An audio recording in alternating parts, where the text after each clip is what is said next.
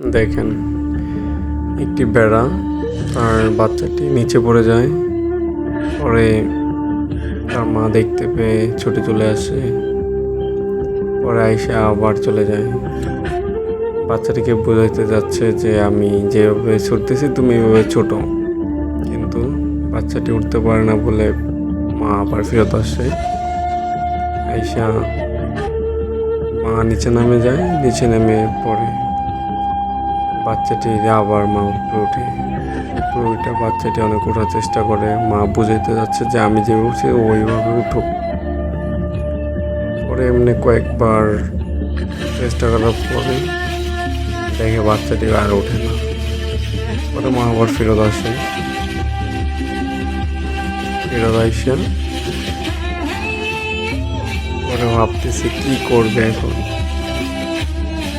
পরে মাও নিচে নেমে যায়। পরে এমনি কয়েকবার চেষ্টা করার পরে বাচ্চাটি উঠতে পারে না। পরে একটা সময় বাচ্চাটা উপরে উঠতে পারে। পরে মার কাছে বাচ্চাটি যে কি খুশি। পরে বাচ্চাটিও অনেকক্ষণ দাঁড়িয়েছিল, পরে আস্তে আস্তে মার কাছে চলে যায়।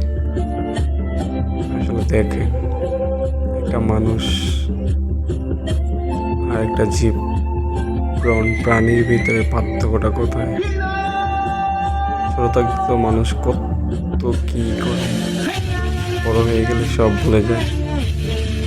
এই হলো মানুষের প্রতি আর একটা প্রাণীর প্রতি একটা উদাহরণ। ভিডিওটা ভালো লাগলে সবাই একটু ফলো করে দিবেন আর ভিডিওটা সবাই একটু শেয়ার করে দিবেন।